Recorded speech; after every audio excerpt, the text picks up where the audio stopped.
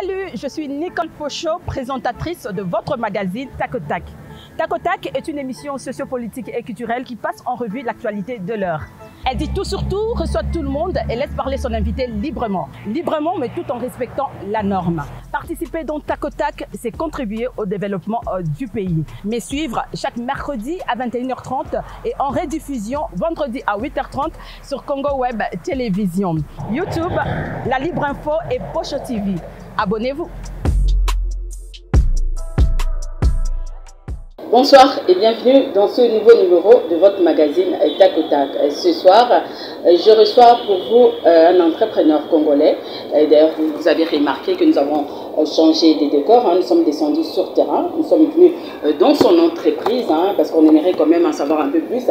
Vu la Covid-19, on aimerait quand même comprendre comment fonctionnent les entreprises. C'est pourquoi nous sommes descendus sur terrain. Aujourd'hui, nous sommes dans un garage. Vous avez remarqué que nous sommes dans un garage. Nous sommes chez l'entrepreneur congolais Mathieu Takizala, DG de l'auto garage, de l'auto spécial garage. Spécial auto garage. Spécial auto garage que vous connaissez très bien d'ailleurs. Mathieu Takizala, bonsoir. Je remercie Madame Merci Nicole. de nous recevoir chez vous. Aujourd'hui, nous sommes venus vers vous pour voir comment ça se passe ici chez vous. C'est normal, Parce qu'à chaque fois, nous vous recevons sur nos plateaux de télévision. Alors, on aimerait quand même, aujourd'hui, Tac au Tac Magazine a décidé de descendre sur terrain pour voir comment ça se passe chez vous. Je vous remercie. Je remercie aussi la chaîne Congo Web avec cette reconnaissance de comprendre que non, Covid-19, il faut faire vraiment l'audit des entreprises et comment ça fonctionne en République du Congo. Et beaucoup de nos compatriotes qui nous suivent à travers vos plateaux et qu'on parle de l'entreprise comme un entrepreneur. Mais un entrepreneur doit avoir une entreprise qui pilote. Une entreprise, c'est ça notre curiosité. On a voulu vraiment voir si réellement vous avez auto spécial garage. Voilà, et c'est pour cela aujourd'hui, les consommateurs ou les Congolais m'ont donné une responsabilité de piloter une société qui s'appelle Spécial Auto Garage dans l'ingénierie de l'automobile. Donc nous sommes là, mais nous sommes là pour vous accompagner, pour vous donner des moyens et puis créer de l'emploi. Vous savez que le vrai locomotive de 2021 ou de Covid-19 en République démocratique du Congo, c'est le chômage de masse. Les gens ne travaillent plus, les usines, nous sommes en plein cœur de l'Imité. Et quand vous regardez l'Imité du côté résidentiel ou du côté industriel, là où il y avait des entreprises dans les années 70, bizarrement, c'est devenu... Mais maintenant, là, pendant cette période de la Covid-19, comment ça se passe, comment vous fonctionnez? Comprenez que nous sommes dans un garage, je suis en train de transpirer là, c'est un garage, donc voilà. Comment ça se passe? Bon, il faut comprendre que Covid-19 a privé beaucoup dans le secteur privé aujourd'hui. Et puis les échanges entreprises sont faibles à l'heure actuelle en démocratie du Congo. La crise est en train vraiment de s'accroître. C'est pour ça que vous disiez qu'à chaque fois dans votre plateau, que j'ai toujours dit, Madame Nicole, qu'il faut que le secteur public puisse comprendre que son allié, qui est l'entreprise, est essoufflé à l'heure actuelle en démocratie du Congo parce que c'est la commande organisée du côté étatique ou ce qu'on appelle un plan de relance qui peut permettre aux entreprises qui perdent aujourd'hui le chiffre d'affaires en démocratie du Congo de se rebondir pour que le moment devienne rose pour nous les entrepreneurs. À l'heure actuelle, je vous dis qu'il ne faut pas qu'on se voile la face, il faut qu'on se dise la vérité. Je vous dis que depuis mars dernier, les entreprises, y compris Spécial Auto Garage, nous sommes en difficulté du chiffre d'affaires et les activités ne marchent pas. De toute façon, ce n'est pas seulement ici en RDC, c'est partout à travers le monde. En tout cas, l'économie est par terre. Espérons seulement que ça va aller. Alors, Monsieur Mathieu Takizala, le gouvernement Samalou Kondé est là. Et déjà à pied d'œuvre, vous êtes retrouvés, vous les entrepreneurs, tout un ministère pour vous. Bon, vous savez le problème c'est quoi? Il faut dans des périodes de ce qu'on appelle des turbulences socio-économiques, socio-administratives, socio-politiques. Si vous ignorez le secteur privé, les apports socio-économiques, socio-administratifs vont être de plus en plus difficiles. Vous voyez l'ignorance du secteur privé, le chômage. On n'arrive même pas à le maîtriser. Alors, ce gouvernement de notre compatriote Sama et qui arrive aujourd'hui, nous voulons que les ministres ne restent plus croître sur la place des Kalina. Il faut que le ministre travaille avec le secteur privé. Si nous voulons que ce gouvernement puisse répondre aux aspirations de la population et de comprendre la réalité d'aujourd'hui des chefs d'entreprise. Et le ministre en question, est-ce qu'il est entrepreneur? Est-ce qu'il est entouré des entrepreneurs? Je ne pense pas parce que... Vous qui êtes entrepreneur, dites-nous un peu. Je ne pense pas. Je ne sais pas quelle est c'est une institution, une création neuve qui n'a jamais existé. Il faut créer des techniciens. C'est l'absence du travail bonifié. Ça veut dire qu'une corne de commande. Une entreprise ne peut pas attendre le travail. Une entreprise doit avoir le travail dans des pays normaux, là où les choses fonctionnent. Ça signifie que le travail doit venir auprès des autres entreprises, auprès des institutions. Mais bizarrement, nous, spécial autogarage, à l'heure actuelle, nous n'avons même pas de travail bonifié. Quand on dit travail bonifié, ça signifie du contractuel avec les autres institutions. Lorsque nous avons un entrepreneur ou une entreprise telle que spécial autogarage, peut avoir des contrats, ça va permettre de créer de la valeur. La valeur dans le terrain social en créant des emplois, la valeur dans le terrain économique en créant une valeur ajoutée, la valeur dans le terrain fiscal en créant des taxes. Or, bizarrement, qu'est-ce qui se fait? Le PME congolais, parce que spécial auto à l'heure actuelle, il se retrouve dans la partie PME. Le PME congolais, Madame Nicole, c'est 30% de l'activité économique. Mais bizarrement, et puis démocratie du Congo, cette 30%, elle est ignorée. Monsieur Mathieu Takizala, enfin, le gouvernement congolais tient à la formalisation du secteur informel. Comment appréciez-vous cette décision? J'ai toujours dit dans vos plateaux en disant que le problème de la démocratie du Congo, que tout le système est contrôlé par l'informel. Ça signifie que les échanges se font dans l'informel. Il faut apporter des améliorations sur l'espace public si nous voulons gagner en maturité, parce que nous sommes en économie du 21e siècle. L'économie du 21e siècle, chaque État a ses institutions économiques qu'on appelle les entreprises, qui gagnent dans le marché domestique et qui gagnent aussi dans le marché à l'international ou sous-régional au niveau de l'Afrique. Mais vous regardez qu'à l'heure actuelle, dans le zoom du monde, la démocratie du Congo joue petit, parce que les campus tels que Spécial Auto, qui est une marque congolaise, même dans le marché domestique, vous ne les donnez pas assez de maturité pour qu'ils puissent quand même rivaliser aussi les homologues qui viennent dans les autres territoires du monde. C'est ça le vrai problème. Ça signifie que si aujourd'hui, moi j'ai beaucoup pesé là-dessus en disant non, c'est anormal que tout ce que le Congolais consomme doit être du bord informel, et cela ne peut pas permettre cette démographie que nous puissions les canaliser. Parce que le débrouillardisme, ce n'est pas le travail. Le débrouillardisme, c'est on fait l'effort sans règles, sans ainsi de suite, et cela ne peut pas permettre à cet État d'avoir et l'épargne et des KPCR, des entreprises du monde patronal congolais puissent agir. Donc c'est pour cela que vous voyez que pour combattre l'informel, il faut travailler avec les entrepreneurs, il faut travailler avec les PME congolais. C'est ça la question que peut faire le gouvernement pour réussir cela. Mais moi j'ai tout un plan que j'ai élaboré pour comment on peut faire la stratégie pour aller chercher que le secteur formel soit supérieur au secteur informel. Mais c'est là, il faut que les acteurs du terrain, vous savez, l'entreprise, pour conjuguer bien, il faut travailler avec les entrepreneurs, ceux qui sont sur le terrain. Ils ont une autre grénadine, c'est le technicien de terrain. Mais l'institutionnel doit cohabiter avec le technicien de terrain. Si l'institutionnel pense que ça sera comme une parachute qu'on dépose, non, le socle c'est le technicien de terrain, et le technicien de terrain, ce sont les chefs d'entreprise. Et alors, est-ce que ça sera facile pour le gouvernement de formaliser le secteur? Pour que le gouvernement, je pense que je vais me répéter, mais c'est en répétant que les choses peuvent être comprises d'une façon claire, lisible aux gens.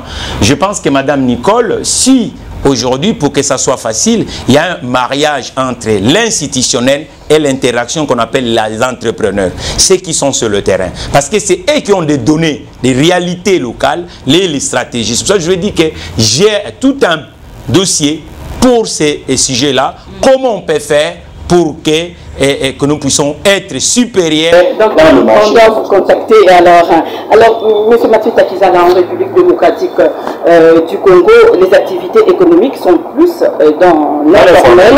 Les Congolais s'y sont déjà habitués. Les Congolais vont-ils accepter de se ranger dans le formel? Bon, vous savez que même dans l'évangile, on dit que l'Ancien Testament était le premier, mais le Nouveau Testament est arrivé. Donc, si nous voulons avancer, à un moment, il faut que les méthodes qui n'ont pas payé en République démocratique du Congo puisse être remplacé avec les stratégies qui peuvent consoler tout le monde. Parce qu'on en a marre que le Congolais décrit de temps en temps la République démocratique du Congo comme le canard boiteux de toutes les nations du monde. Alors nous, les entrepreneurs, nous sommes le peintre de la société, de sorte de donner confiance à tous les talents qui sont en République démocratique du Congo et qui peuvent être encadrés par des entrepreneurs ou avec des entreprises congolaises ou les entreprises qui ont choisi la République démocratique du Congo comme leur deuxième nation pour que nous puissions créer la valeur et créer un État, un marché. Parce que pour que les investissements d'ailleurs arrivent en République démocratique du Congo, il faut qu'on fasse la République démocratique du Congo un marché. Or que l'informel ne peut pas faire la République démocratique du Congo marché. L'entrepreneuriat n'est pas beaucoup soutenu par l'État. Et puis, est-ce possible de créer une classe moyenne au Congo? Oui, mais la classe moyenne, pour exister dans un territoire, la classe moyenne se crée avec le bulletin de paye. Mais lorsque le bulletin de paye est absent, quasi absent, j'insiste là-dedans en disant que non, pour qu'il y ait une classe moyenne, il faut trouver de brèches. Aujourd'hui, une classe moyenne congolaise se crée uniquement dans la bureaucratie administrative. Vous comprenez? Donc, uniquement, il faut être, par exemple, député, ou sénateur, ou ministre, ou cadre dans des institutions d'État. Et c'est là où or que la classe moyenne doit être du bord libéral, du bord de l'entreprise et des créateurs d'entreprises. Parce qu'en République démocratique du Congo, les créateurs d'entreprises doivent être compris et puis soutenus par la consommation et l'institutionnel. Alors, dites-nous, vous êtes entrepreneur. Est-ce que vous avez un conseil à donner, à prodiguer à nos jeunes qui ont peut-être qui veulent devenir entrepreneurs aussi? Parce que vous êtes un exemple quand même. Vous avez des conseils parce qu'il y a de ces jeunes qui sont là, qui ont des idées, de projets, mais qui ne savent pas par où commencer. C'est une longue fleuve avec des obstacles, avec des défis. Ce n'est pas une facilité. Vous savez, pendant longtemps, en République démocratique du Congo, on a cru que lorsque vous créez l'auto-emploi, vous créez votre propre emploi qu'on appelle l'entreprise et que vous allez réussir tout de suite. Non. Il faut... Et vous, ça fait combien de temps? Moi, dans l'entrepreneuriat, ça fait presque 16 ans que je suis libéral. Je suis du bord de l'entreprise. Ça, ce n'est pas la première institution entrepreneuriale que j'ai créée comme boîte. Donc, je crois, 4e ou 5e boîte que j'ai déjà créée. Le secret, c'est de bien s'entourer, de bien apprendre et puis de demander d'avoir des moteurs, le modèle. Il n'y en a pas dans l'entrepreneuriat. Il n'y en a plus beaucoup, en tout cas. Bizarrement, au Congo, il y en a plus. Les entrepreneurs ne communiquent pas trop, hein, ils ne parlent pas. Oui, mais on ne peut pas être entrepreneur de ne pas comprendre la force du réseautage. Parce qu'un entrepreneur, c'est quelqu'un de réseau. Parce que s'il n'y a pas de réseau, c'est pour ça que vous voyez que l'entrepreneuriat congolais n'a pas développé parce que le réseau est absent. Et on croit qu'on va le développer uniquement par des enveloppes étatiques. Non, c'est le réseau. Les entrepreneurs sont dans la politique, mais non. Oui, mais le problème, c'est quoi? C'est pour ça que je dis, vous m'avez demandé le secret. Le secret, il faut avoir des modèles. Et les modèles que j'ai aujourd'hui, bizarrement, sont plus étrangers. Et du côté congolais, j'ai un aîné que j'admire beaucoup, Dokolo Père, qui m'a beaucoup inspiré à être un libéral, quelqu'un qui peut peser sur l'espace, qui peut donner de la maturité à son État en étant uniquement créateur d'idées ou de concepts consommatrices sur l'espace sociétal.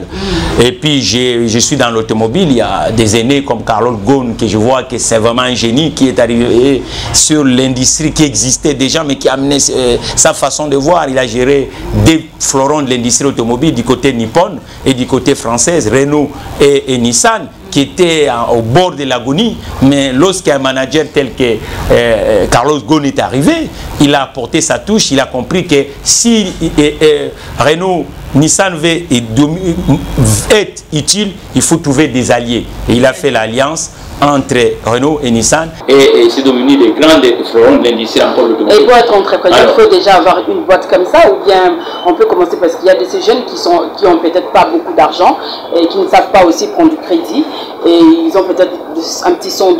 Est-ce qu'on peut... Il n'y a pas une somme qu'on dit que, bon, avec cette somme-là, si vous débitez, mais c'est vrai, il faut avoir des moyens. Et le premier moyen sont humains. Le capital humain était nécessaire, l'expertise. Mais ce qui fait aussi des fois la République démocratique du Congo, l'absence des institutions de formation des entrepreneurs. Parce que l'institution de formation des entrepreneurs, moi, si je suis peut-être ce que vous croyez aujourd'hui... À la parole, il faut aussi une éducation financière. Hein. Oui, si nous sommes peut-être ce que nous sommes ici... Parce que c'est la France. Hein. Vraiment, je remercie la société française d'avoir donné ce que nous sommes aujourd'hui. Parce que les entrepreneurs sont formés autour des institutions qu'on appelle les chambres consulaires. Vous voyez, chambres de métiers, chambres d'industrie, tout ça, ainsi de suite. C'est là où vous allez croiser des aînés et qui commencé avant vous, peut-être même vous allez amener une idée révolutionnaire, mais ça a toujours existé et ils vont vous dire faites attention, comment on discute avec un banquier, comment on fait trouver le premier client, peut-être l'aîné peut vous dire que le premier client c'est celui-là, ou peut-être c'est l'aîné qui va être le premier client de ce que vous proposez. C'est ce qui manque de plus en plus, le mentoring dans l'entrepreneuriat congolais. Et c'est ça, et parce que l'aîné, c'est celui qui travaillait déjà avec le banquier. C'est facile si l'aîné vous présente sur le banquier qu'il a travaillé avec pendant 50 ans et le banquier peut vous donner une crédibilité des réseaux qui ne fait pas bénéficier ces réseaux aux jeunes entrepreneurs que nous sommes aujourd'hui à République démocratique du Congo. C'est ce qui est déplorable à République démocratique du Congo. Quand vous regardez les entrepreneurs qui viennent d'ailleurs à République démocratique du Congo, s'ils réussissent parce que leurs frères entrepreneurs qui ont commencé dans le marché congolais ont permis à ces entrepreneurs de gagner en maturité, de gagner en temps, de gagner en réseau. Or, du côté congolais, les réseautages est de plus en plus, et même les réseautages des institutions professionnelles qui ont toujours l'avantage de cohabiter avec les institutions, ces réseautages-là ne payent pas les rapports en démocratique du Congo. C'est pour ça que vous voyez que c'est des choses à retravailler. Il faut les retravailler parce que si nous voulons que les jeunes gens qui sont dans des campus puissent être aspirés, il faut des grands personnages dans l'entrepreneuriat congolais. Les études directement, c'est le CV. Oui, mais maintenant, au lieu de créer, il faut que la société congolaise d'aujourd'hui puisse accompagner ceux qui aspirent, qui sont dans l'entrepreneuriat comme modèle pour que ça se suscite des vocations à ceux qui sont dans des campus aujourd'hui parce que l'administration est essoufflée, il arrivera puis à embaucher tout le monde. Voilà, donc, et c'est pour ça. Dans un garage, donc, vous comprenez. C'est une émission spéciale. Il faut que l'entrepreneuriat congolais injecte sur le marché le produit ou le service que les entrepreneurs congolais mettent sur l'espace public qui se vend et vous verrez que ça va susciter de vocations. Et quand ces jeunes gens qui ont l'idée ou la vocation de créer des entreprises, il ne faut pas s'hésiter de s'entourer avec des bonnes personnes. Et les bonnes personnes, en général, ce sont des aînés que nous sommes aujourd'hui. Parce que 15 ans dans un métier, on a vu beaucoup de choses. Vous êtes dans le formel déjà. Donc 15 ans dans un métier qu'on appelle l'entrepreneuriat. Donc, et puis on vient d'ailleurs, on vient de l'Occident. Donc on a appris beaucoup dans ces métiers. Et la jeune génération de Congolais qui veulent faire, jeune peut-être dans la maturité, débuter l'activité, pas jeune en âge, parce qu'on peut être à 60 ans aujourd'hui, mais on décide de créer une boîte. Et puis, il ne faut pas hésiter, il faut chercher des conseils, il faut s'entourer avec les aînés. Et les aînés vont vous aider beaucoup pour que vous ne puissiez pas faire des erreurs. Qui peut devenir un bon entrepreneur? Qui peut se dire que je suis entrepreneur? Les tenanciers de bars peuvent se dire aussi qu'ils sont entrepreneurs parce qu'ils sont un peu... L'entrepreneuriat est dans tous les domaines de la vie, madame. Il n'y a pas le domaine... non, l'entrepreneuriat est dans tous les domaines de la vie. Mais sauf qu'un entrepreneur, la différence entre un entrepreneur et un commerçant traditionnel, il y a deux mondes en fait. L'entrepreneur, c'est un révolutionnaire. C'est quelqu'un, il vient, quelque chose qui existe, mais il doit amener sa touche personnelle, il doit amener des innovations, il doit apporter, lui, il doit révolutionner la chose. Un commerçant traditionnel, il peut faire 15 ans, il ne crée même pas des emplois. Vous comprenez? Il travaille lui-même. Ou pendant 15 ans, il n'a que des emplois autour de lui. Vous comprenez? Or, un entrepreneur, c'est celui qui vient à 5 ans, il peut créer 150 emplois, 250 emplois.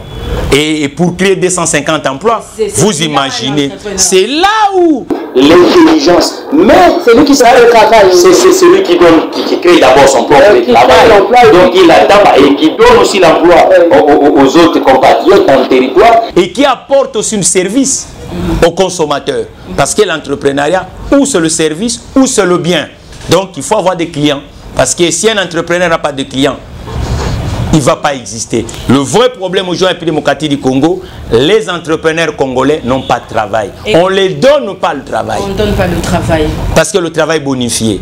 Et les grandes entreprises doivent permettre aux entrepreneurs congolais de gagner en maturité. Donc les grandes entreprises, la plupart des grandes entreprises aujourd'hui en République démocratique du Congo ne permettent pas aux entreprises des jeunes qui créent des entreprises aujourd'hui d'avoir la maturité. Je vous donnerai par exemple d'exemple. Prenons par exemple Silicon Valley. hein, tout ce qui s'est fait dans le numérique aujourd'hui. C'était des entreprises en âge qui étaient faibles. Mais aujourd'hui, ces entreprises fait tourner encore des grandes boîtes américaines ou des grandes boîtes européennes. Pourquoi? Quand ils sont arrivés, le service qu'ils proposaient, les grandes entreprises les ont permis d'avoir du travail, mais bizarrement, le retour retourne encore. Parce que comme ils ont gagné en maturité et ils ont apporté des innovations dans l'espace public, ces grands qui ont crié à eux gagnent encore autour de ça. C'est l'économie, c'est direct à indirect. Vous comprenez? C'est pas facile chez vous, mais quand quelqu'un, qu'est-ce qui fait que quand quelqu'un crée son entreprise et puis après quelques temps, il est par terre? Bon. Vous venez de dire tantôt que vous avez fait au moins plus de 10 ans, 15 ans, 16 ans. 15 ans, 16 ans dans ce métier d'entrepreneur.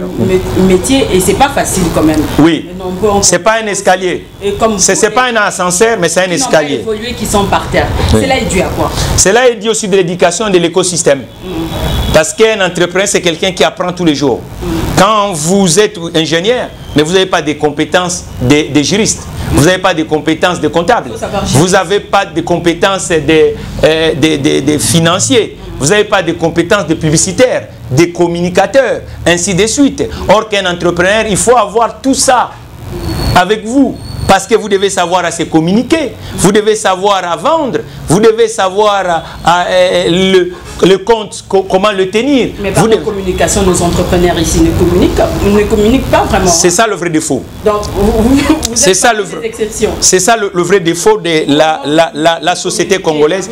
Mais l'avantage en est, nous, pourquoi? Parce que nous, aujourd'hui, parce qu'on vient de la France. Parce que la France, on dit qu'il n'y a pas une petite entreprise. Ça, il y a un slogan que j'aime beaucoup en France, qui dit « L'artisanat est la première entreprise de la France ».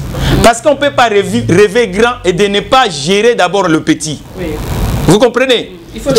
Donc, il faut commencer petit pour devenir grand. Oui. C'est pour ça qu'on dit que c'est un escalier d'étapes. Ce n'est pas un ascenseur. Et il faut cette longue fleuve-là, cette létanie, et l'entrepreneur doit le faire et persévérer. Donc vous comprenez. Et cette maturité est absente aujourd'hui en République démocratique du Congo. Ça signifie que quelqu'un va créer une usine, mais l'usine est par exemple à Kingabwa. Mais comment fait-il les gens qui sont à Goma puissent être au courant qu'il y a une usine à Kingabwa qui fabrique? C'est ça le nerf de problématiques des entreprises ou des entrepreneurs congolais aujourd'hui. La communication, on ne le maîtrise pas assez. Ben, et même les entreprises du côté de un exemple avec Bracongo et Bralima, oui, il y a des entreprises de boissons, mais qui communiquent quand même chaque jour. Oui. Ceux qui vont remettre publicité, ceux qui oui. Prémisse, publicité. Donc, parce qu'il y a des courbes. Il y a des courbes. On prend semestre, annuel, ainsi de suite. Et ces courbes-là, ça signifie que le tableau ne se suit pas tous les mois pareil. Ça signifie que lorsque le période où il y a une baisse d'activité et l'accroissement est absent, et l'entreprise doit communiquer ou il doit apporter des innovations pour que les consommateurs viennent chaque fois. Mais du côté congolais, vous voyez que même les entreprises des 440 congolais qu'on appelle du portefeuille, la communication est absente. Or, pour être compétitive, nos entreprises doivent communiquer.